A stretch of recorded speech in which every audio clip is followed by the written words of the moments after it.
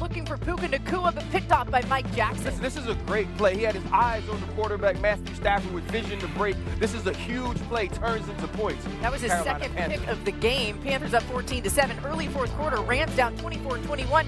Stafford airs one out downfield. Nacua leaps up. That's insane. We had like 4 catches of the year happen in the NFL yesterday. The right hand over the top.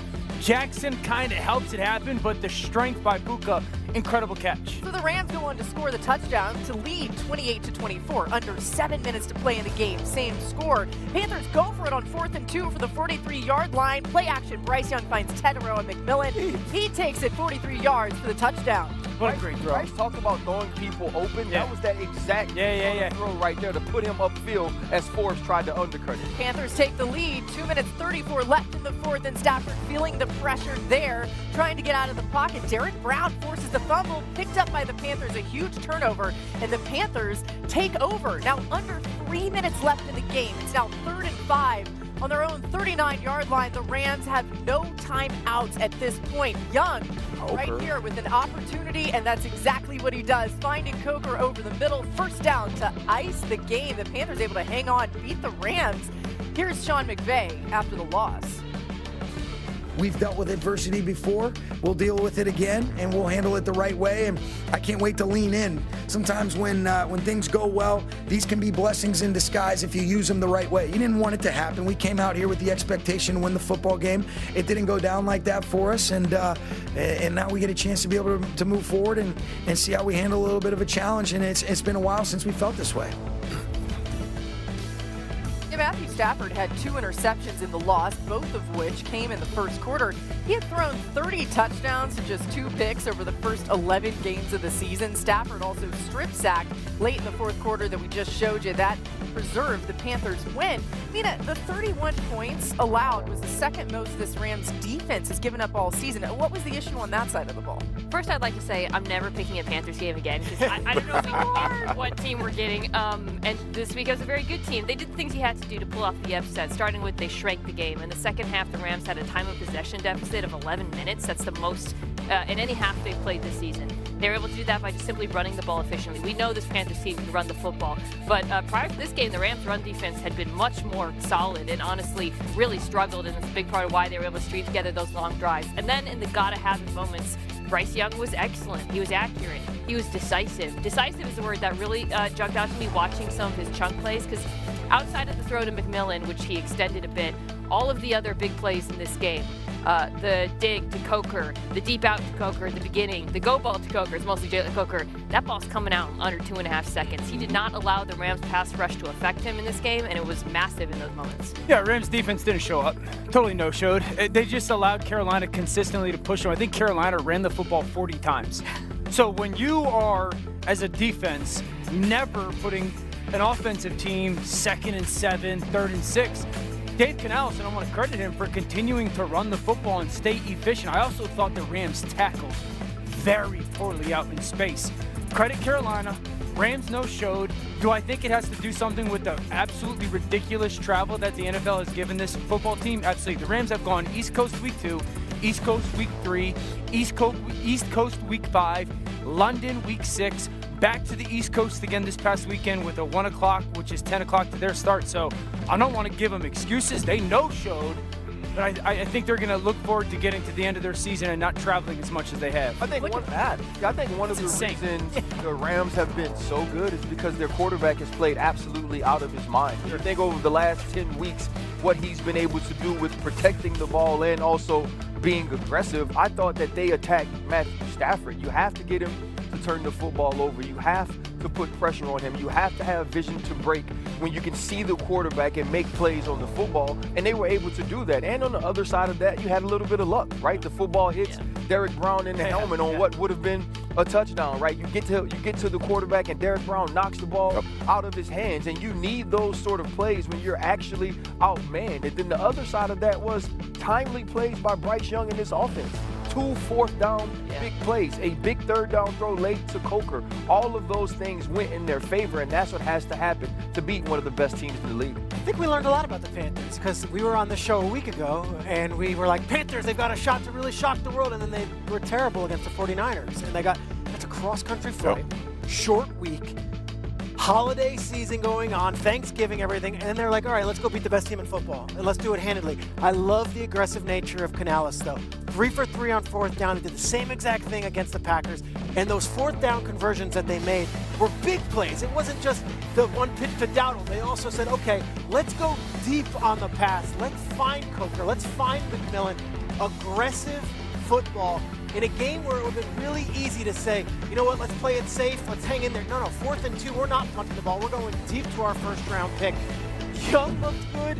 Canales called the game well, and they have now beaten the Packers in Lambeau. They've swept the Falcons, and they go and do this. It's like, all right, they've got some real wins on their resume. They could beat anybody type of thing. They sure can. In talking to their GM, Dan Morgan, last week when we had him on Monday Night Football, he's like, we are just trying to work on the consistency. That's been the issue for them. And once again, we see a high point of some of the inconsistency.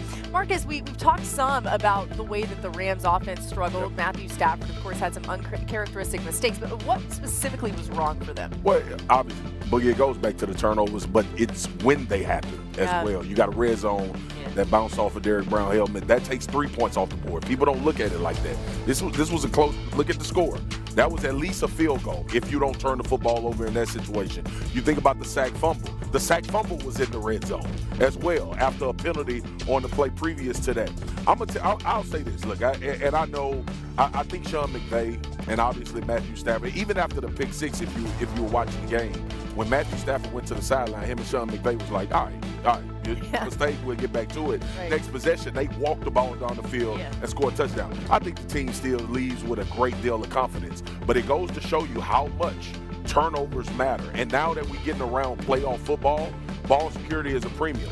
I will say this, though, Dan. You said the Rams didn't show up, and I agree. I see the travel. Defensively. That offensive line bullied. Carolina? I would say if you're the Rams, I'm not going to overreact to one game. I would say I don't necessarily want to see the Bears. It was some movement. It was some movement up front. The Rams are a little lighter on the interior of their defensive line. It's great for getting after the quarterback, but if you go up against a team that could actually bully you, very few teams in the NFL can. Chicago's one of them. Yeah, and just stay committed to it. That's the big thing that Canales did was, okay, 2nd and 7. Here comes another run to get us the third. Relentless. And as we've given some credit to Bryce Young, I mean, he's been clutch, you guys. He leads the NFL with 4 go-ahead touchdown passes in the 4th quarter or overtime this season. I would just say this is the story of the season. We crown teams, and then they lay an egg the next following week. That's like week after week. This is the team. It's going to make for an incredible November and December run. Yeah, I love it. We're getting right into that. December 1st, everybody. Okay, let's get Adam Schefter in here now for some quick reads brought to you by Yeti. And we begin with Justin Herbert, Adam, who we will see on Monday Night Football next week. What is the situation with his injured left hand? Laura, he says that he is treating that game as if he will be out there, despite the fact that Justin Herbert is having surgery today on a broken bone in his left hand. Now, he's going to have to go through the week of practice to see how he's able to handle snaps or not able to handle snaps, to see if he's able to play or not able to play. If he cannot play next Monday night, it would be Trey Lance, but Justin Herbert is hoping to be out there. Meanwhile, Sauce Gardner strained his calf yesterday. It is not an Achilles injury. The team has put him through a battery of tests and determined it was not an Achilles, as some had worried and feared. It is a calf. He is expected to miss multiple weeks. We'll see if they can get him back before the end of the regular season. And meanwhile, the Lions have a game Thursday night, short week after the Thanksgiving loss to the Packers. Amon-Ra St. Brown sprained his ankle last week, and he was not spotted at practice today. Short week, players don't come much tougher than Amon-Ra St. Brown. We'll see if he can make it back on Thursday, but they're already without their tight end, Sam Laporta, and there's a decent chance that at the very least they'll be without their standout wide receiver, Amon-Ra St. Brown, as well.